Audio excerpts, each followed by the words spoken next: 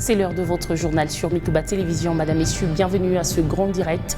À la une de l'actualité, ses partisans et patientes lui ont demandé avec insistance de postuler en 2023 et il a finalement cédé à la requête de ses fans. Le docteur Denis Mukwege sera bel et bien candidat à l'élection présidentielle du 20 décembre prochain.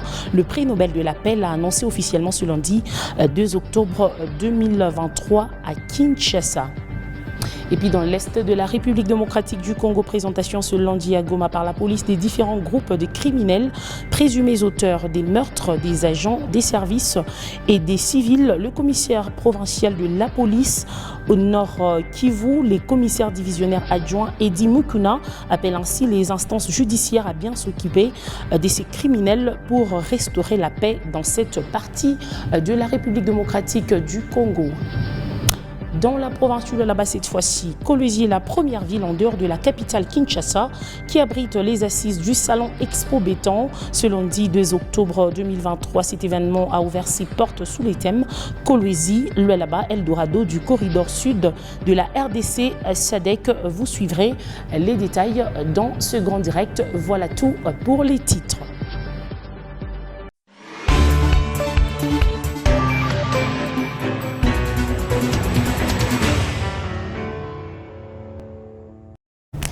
L'information, c'est l'heure sur Mikuba Télévision. Encore une fois, Madame, Messieurs, bienvenue à ce grand direct. Il était jusque-là au chevet des femmes victimes de violences sexuelles.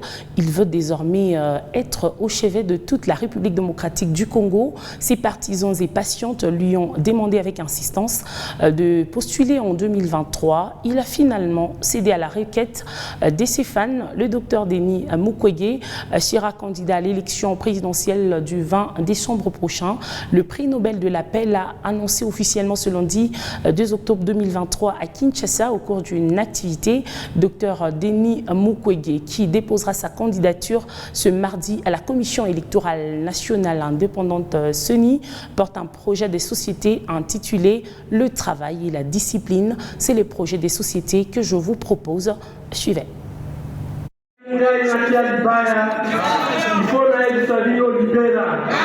Je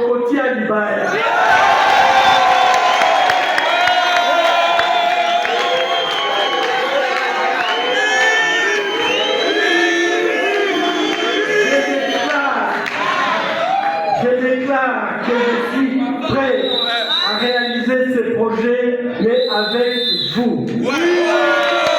J'accepte donc d'être votre candidat à la présidence de la République.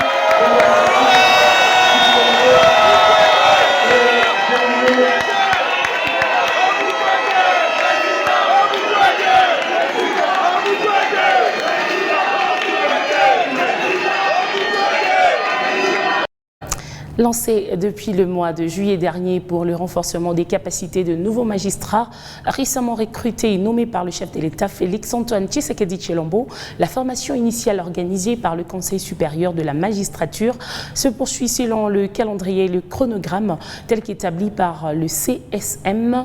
Déterminé à palper du doigt le bon fonctionnement de cette formation, le président du Conseil supérieur de la magistrature s'est rendu à l'université protestante au Congo où est érigé ce centre de formation afin de conscientiser ces nouveaux magistrats quant à leur rôle à jouer une fois en plein exercice de leur profession. Regardez. Déterminé à s'imprégner du bon fonctionnement de la formation initiale lancée depuis le 15 juillet 2023 pour le renforcement des capacités des nouveaux magistrats en sa qualité du président du Conseil supérieur de la magistrature, le président de la Cour constitutionnelle, Dieudonné Kamuleta, s'est rendu à l'université protestante au Congo où est installé un centre de formation des magistrats nouvellement recrutés. Dieudonné Kamuleta était accompagné de quelques membres du secrétariat permanent du Conseil supérieur de la magistrature, conduit par son secrétaire permanent, Télésphore Ndouakilima.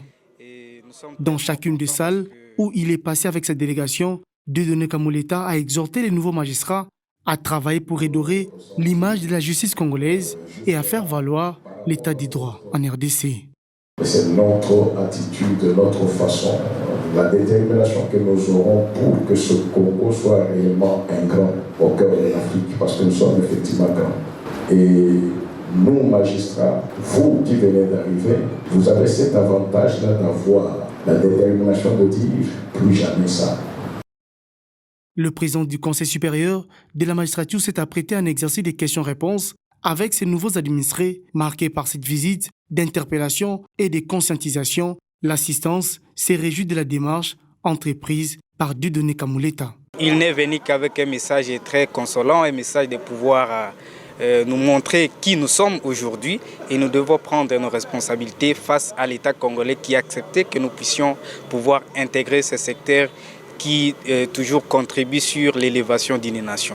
Satisfait de sa visite et de la qualité de la formation dispensée à ces nouveaux magistrats, de la promotion état des droits, le président du Conseil supérieur de la magistrature rassure ces nouveaux magistrats que tous les moyens nécessaires seront mis à leur disposition afin de bien vouloir exercer leur travail. Je l'ai annoncé en titre, présentation ce lundi à Goma par la police des différents groupes de criminels présumés auteurs des meurtres des agents de service et des civils au chef-lieu du Nord Kivu. Le commissaire provincial de la police au Nord Kivu, les commissaires divisionnaires adjoints Edi Mukuna appellent les instances judiciaires à bien s'occuper de ces criminels pour permettre à la population de la ville de Goma de vivre en paix. Les détails dans cet élément de Patrick Sielva. Ils sont 26, ces présumés criminels, parmi lesquels ceux ayant perpétré plusieurs cas de meurtre des civils et policiers en ville de Goma, qui ont été présentés par la police nationale congolaise ce lundi au cours de la parade animée par le numéro 1 de la police Nord Kivu, le commissaire divisionnaire adjoint Edi Mukuna, au stade de l'unité. Vous avez compris que la plupart de ces gens-là, soit ont été auteurs de plusieurs crimes. Nous avons connu la perte d'un officier de la police. Nous avons également connu la mort d'un policier qui avait été tué pendant les événements du 30 août. Donc tous ces gens ont été arrêtés par la police. Et également ceux qui sèment la terreur dans la ville de Goma. Donc la police est en train de faire son travail. Ce qui est essentiel, donc nous voulons que notre population puisse vivre en paix. Le grand criminel Ushindi, à la tête d'une bande spécialisée dans la location des armes pour des actions criminelles à Goma, a également été arrêté à la grande satisfaction du commissaire provincial de la police Nord Kivu. Nous avons mis la main sur un groupe de personnes qui font louer les armes. Donc ils sont complices des actes qui sont posés par les auteurs. Donc ceux qui louent ces armes, ils louent ces armes 40 000 francs congolais par nuit aussi. Donc nous sommes tombés sur cette équipe-là et je crois que les autorités judiciaires qui nous entendent doivent faire leur travail pour permettre à ce que la ville vive dans la paix.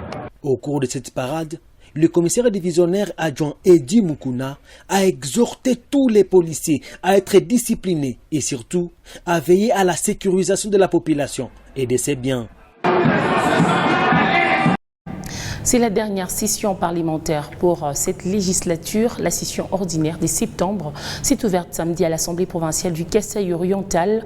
Une session essentiellement budgétaire qui a eu lieu dans un contexte socio-politique particulier. D'un côté, les élections de décembre prochain et de l'autre, la grogne des élus provinciaux qui accusent plusieurs mois d'émoluments non payés. Contrairement aux élus d'autres provinces, ceux du Kasaï-Oriental n'ont pas boycotté la session. Le vice-président de l'Assemblée provinciale, Mfuni Kizito, est dans cet extrait choisi par Solène Toumba-Moufika.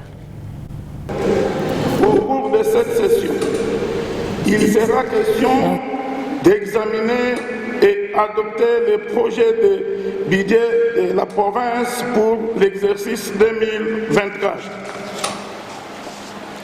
C'est ici l'occasion pour moi d'inviter le gouvernement provincial à venir déposer les projets de budget de la province pour l'exercice 2024, ainsi que les projets de l'édit de reddition des comptes, exceptionnellement au plus tard le 15 octobre 2023, pour permettre aux honorables députés de s'acquitter de leurs devoirs constitutionnels. Cela permettra à l'Assemblée provinciale de libérer les députés en temps afin qu'ils se préparent à affronter les élections qui pointent à l'horizon. Le calendrier de matière de cette session ordinaire reprendra, outre ses propres matières, tous les arriérés de celle précédente. Et au chapitre de commémoration, le monde entier célèbre ce lundi 2 octobre la journée mondiale de l'habitat. Le thème retenu pour cette édition 2023 est économie urbaine résiliente, les villes moteurs de la croissance et de la reprise. En République démocratique du Congo, cette célébration a été placée sous les thèmes l'habitat décent pour tous. À l'occasion, le ministre d'État, ministre d'Urbanisme et Habitat, Pius Mwabilou Mbayou Mukala, a prôné l'importance d'un logement décent. Dans son discours, Pius Mwabilou a déclaré que l'habitat est la clé centrale de l'aménagement foncier et du développement urbain. Suivez. Depuis le mois de juin, le gouvernement congolais a gagné le pari exceptionnel d'intégrer le conseil d'administration de la première institution panafricaine chargée du financement de l'immobilier en Afrique. Il s'agit de Shelter Afrique. Ce succès témoigne de l'efficacité de la diplomatie agissante du président de la République, chef de l'État, qui veille sur la représentativité de la RDC, notre pays, dans toutes les instances de prise de décision sur l'échiquier sous-régional, régional et mondial. Avec la signature du protocole d'accord entre le gouvernement congolais et Shelter Afrique, cette banque africaine devient dorénavant un partenaire clé du gouvernement congolais à travers le ministère de l'Urbanisme et Habitat. Conscient que le bien-être physique, psychologique, social et économique de l'humain dépend de ses conditions de vie dans un logement salubre et décent en termes d'accès aux services essentiels de base, le gouvernement congolais, par l'entremise du ministère de l'Urbanisme et Habitat, poursuit ses efforts visant à assainir le secteur. Assurer un toit convenable à tout Congolais, en particulier à nos compatriotes les plus vulnérables, reste une préoccupation du président de la République, chef de l'État et du gouvernement de la République. Le ministère de l'Urbanisme et Habitat s'engage à mener à bon port son noble combat qui place l'intérêt supérieur des Congolais à l'épicentre de l'action politique. La Hongroise Katalin Karikó et l'Américain Drew Weissman ont remporté ce lundi le prix Nobel de médecine pour leur découverte concernant les modifications de base nucléosidiques ayant permis la mise au point du vaccin ARN messager efficace contre le Covid-19. Récit de Léopold Kingo. Le prix Nobel de médecine a été décerné à la Hongroise Katalin Karikó et à l'Américain Drew Weissman pour leurs avancées dans le domaine de vaccins à ARN messager décisives dans la lutte contre le Covid-19. Leurs travaux ont joué un rôle majeur dans l'élaboration de vaccins ARN messager contre le Covid-19. Le prix Nobel de médecine 2023 a été attribué conjointement à la Hongroise Katalin Karikó et à l'Américain Drew Weissman pour leur découverte concernant les modifications de base nucléosidiques ayant permis la mise au point de vaccins ARNM efficace contre le coronavirus.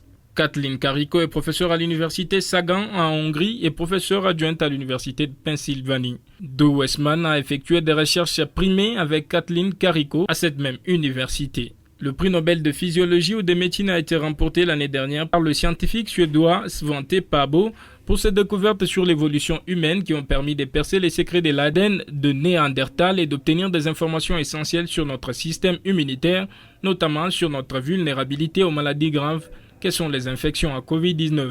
Récompense de 920 000 €, le Nobel de physiologie ou de médecine décerné à l'Assemblée Nobel de l'Institut Karolinska de Stockholm en Suède est le premier des prix décernés chaque année au nom de la Fondation Nobel. Le prix s'accompagne d'une récompense de 11 millions de couronnes ou 920 000 €, soit la plus haute valeur nominale dans la devise suédoise dans l'histoire, plus que centenaire des Nobel. La Fondation Nobel avait annoncé mi-septembre avoir élevé le montant de cette dotation grâce à sa meilleure situation financière. Kolwezi est la première ville en dehors de la capitale Kinshasa qui abrite les assises du salon Expo Béton. Ce lundi 2 octobre, cet événement a ouvert ses portes sous les thèmes Kolwezi-Lualaba, Eldorado du corridor sud de la RDC SADC. Le site du centre des négoces de Moussampo attire plusieurs hôtes venus des différents horizons jusqu'au 5 octobre. Jenny Gomar-Dipang nous signe ce reportage. Regardez. Une 7e édition et une première expérience en dehors de la capitale Kinshasa qui se tient dans une ville minière dont le boom immobilier devient de plus en plus remarquable. Expo Béton, un salon du développement des villes, des corridors et des zones économiques spéciales, a ouvert ses portes ce lundi 2 octobre à Kolwezi, chef-lieu du Lualaba, sous le thème Kolwezi Eldorado du corridor sud de la RDC SADC.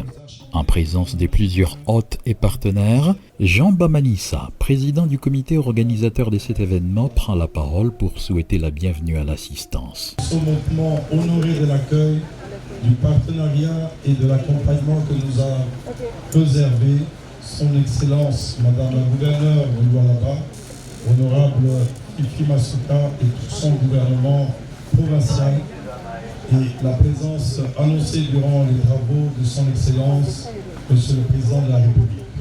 La jeune province du Lualaba, fruit de la politique de la décentralisation, d'un cas d'école qui mérite l'attention et l'accompagnement de nos institutions. En effet, elle bénéficie d'investissements miniers considérables, en même temps qu'elle fait face aux besoins d'infrastructures de transport énergétique, de desserte d'eau, environnementale, de croissance démographique et de besoins de logement. La gouverneure intérimaire du Lualaba n'était pas en reste. Fifi Masuka n'a pas manqué de placer un mot du gouvernement provincial, partenaire des choix de cette 7e édition de l'Expo Béton consacrée au développement du corridor sud de la RDC SADC et des pays membres de la SADC. Je m'estime la personne la plus heureuse de ces jours, car le soleil vient encore de briller une fois de plus sur les destins de notre province, la terre d'avenir et de prospérité. Je remercie les organisateurs et tous ceux qui ont contribué à la réalisation de cette 7e édition d'Expo Béton RDC, qui est la première à être organisée en dehors de la ville de Kinshasa, et c'est notre province qui est l'heureuse et nous en sommes plus honorés en ce jour. Les allocutions des circonstances vont faire place à une visite guidée. D'un stand à un autre, les participants se font une idée nette des offres et services des différentes organisations et entreprises. De l'activité minière à la diversification de l'économie, d'un plan d'urbanisation de la ville de Kolwezi, de la cohabitation harmonieuse de l'exploitation minière et de l'habitation, voilà les finalités poursuivies à l'issue des travaux des différents panels. À l'occasion de l'ouverture de la 7e édition du salon Expo Béton à Kolwezi, dans la province du Lualaba, un 12 Family Sairel, une usine de fabrication de papier, a fait son apparition dans le Lualaba. Saisissant l'opportunité de cette exposition, un 12 Family Sairel a invité sa clientèle à s'en procurer ses articles. John Daile, Raymond Mwamba et Jenny Gomar-Dipang nous font les points. Désormais, la province du Lualaba a une usine de fabrication de papier à travers l'entreprise Ndose Family SARL.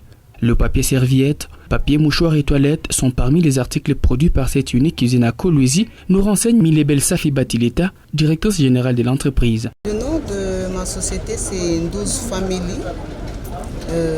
Premièrement, nous sommes venus d'abord soutenir la première dame du Lualaba, Madame Fifi Saini, pour son grande innovation qui va à grande vitesse dans le Lualaba.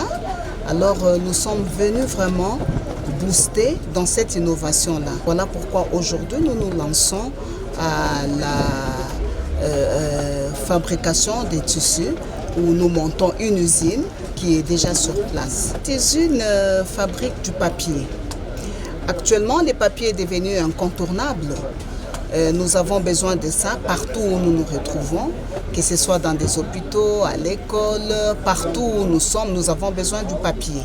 Donc nous fabriquons les papiers toilettes, le papier serviette, les essuie-tout de la cuisine, c'est ce que nous faisons. Les Colossiens vont désormais acheter les papiers serviettes localement à un prix abordable. Nous fabriquons nos papiers à base du recyclage. Donc on recycle le papier où nous prenons et puis même des papiers colorés, nous enlevons la couleur et puis ça passe et ça devient tout blanc. L'usine d'Endouze Family SARL est située au Golfe Plateau sur l'avenue Arpenteur Mukangila au numéro 1595 dans la commune de Dilala, ville de Kolwezi.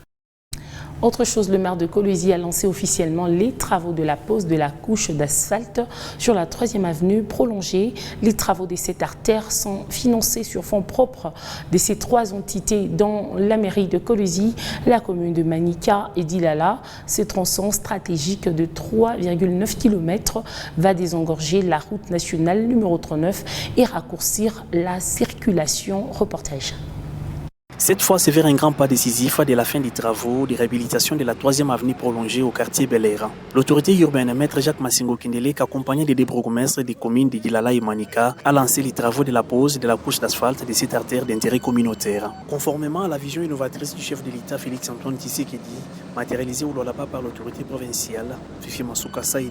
Financée sur fond de ces 3 entités, la mairie de Kolwezi et les 10 communes, cette artère mesurant 3,9 km, 9 mètres de largeur et d'une épaisseur de 5 cm, va désengorger la route nationale numéro 39 dans son tronçon Lulu-Tchamanzaka et raccourcir la circulation.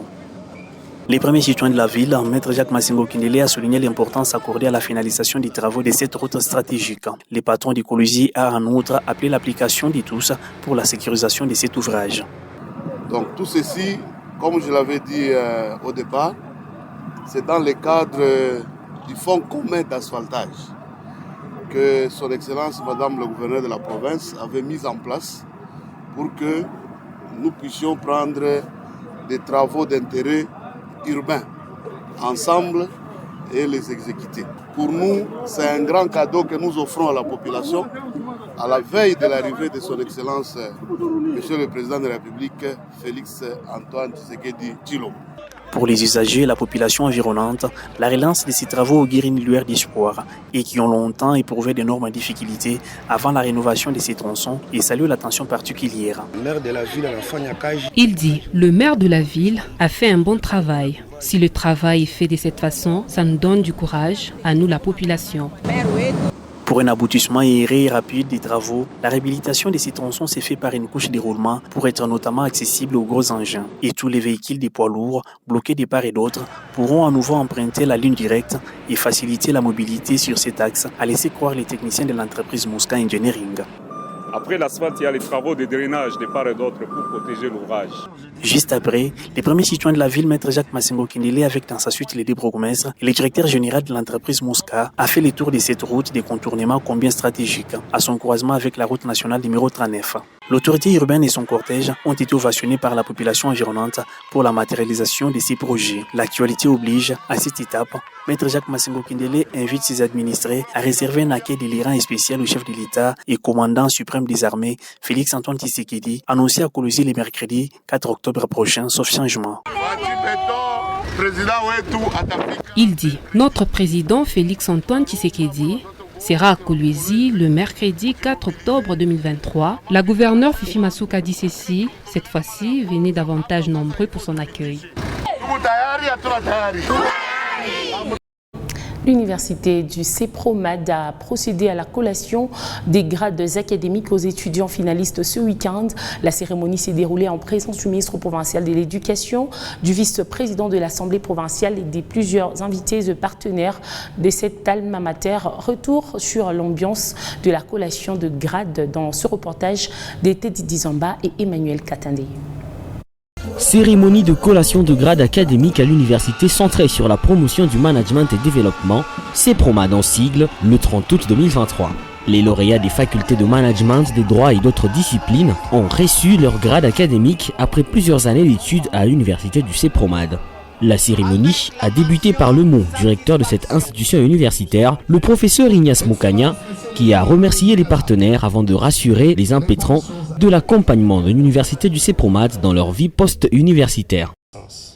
Messieurs les chefs d'entreprise ici présents, pour la marque de confiance que vous ne cessez de nous témoigner en acceptant les étudiants que nous vous recommandons pour effectuer leur stage. Et vous, finalistes, qui nous avez fait confiance en ayant choisi l'université du CEPROMAD pour votre cursus académique, soyez rassurés de notre accompagnement pendant et après vos études. Soyez cette élite dont le pays a besoin. Puis, le ministre de l'Éducation, représentant de la gouverneure intérimaire du Lualaba, a prononcé le discours de clôture de l'année académique 2022-2023 à l'université du CEPROMAD. Tout en remerciant une fois encore les membres du comité de gestion et en félicitant les heureux lauréats, au nom de son Excellence Madame la gouverneure de province, je déclare close l'année académique 2022-2023 à l'université du CEPROMAD de Kolwezi. Que vive les Lualaba, que vive l'université du CEPROMAD. Le professeur Ignace Ngoyi Moukania, accompagné par le corps scientifique et académique de cette université, a ensuite procédé à la collation des grades. Ces candidats ont la jouissance de tous les droits attachés au grade académique conformément à l'ordonnance loi précitée. Cette cérémonie s'est déroulée dans la joie des membres des familles des étudiants de cette université.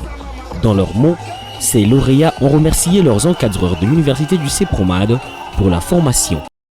Les députés provinciaux du Haut-Katanga ont repris le chemin de l'hémicycle ce 30 septembre 2023 au cours de la cérémonie solennelle. L'organe délibérant a invité l'exécutif provincial à se conformer à la loi en déposant le projet du budget exercice 2024 dans le délai. Par ailleurs, les députés provinciaux ont salué le travail abattu par le gouvernement. Regardez.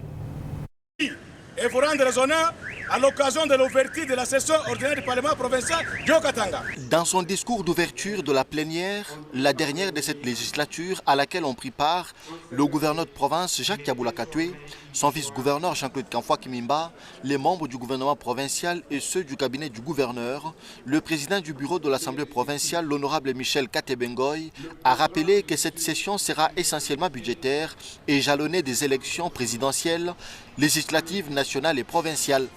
Cela avant de passer en revue la situation générale du pays tout en souhaitant un bon retour à ses collègues députés après 3 mois passés aux côtés de leurs électeurs.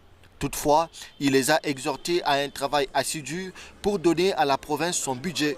À cette occasion, l'honorable Katebengoy Michel a invité l'exécutif provincial à se conformer à la loi en déposant le projet du budget de la province exercice 2024 dans le délai. Poursuivant son allocution, le président de l'organe délibérant du Haut-Katanga a rendu un vibrant hommage au chef de l'État Félix Antoine Tshisekedi et a salué son discours à la 78e session de l'Assemblée générale des Nations unies à New York.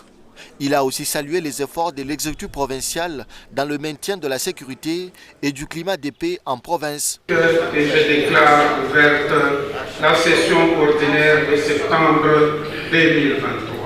Je vous remercie. Et signalons que cette session qui s'ouvre ce jour sera suspendue le mercredi 15 novembre 2023 afin de permettre aux candidats députés d'aller battre campagne. Ce journal est terminé. Madame, Messieurs, merci à vous de l'avoir regardé et suivi. Je vous retrouve demain à la même heure avec ce même et réel plaisir. Restez sur Mikuba Télévision pour la suite de nos programmes. Prenez bien soin de vous. Au revoir.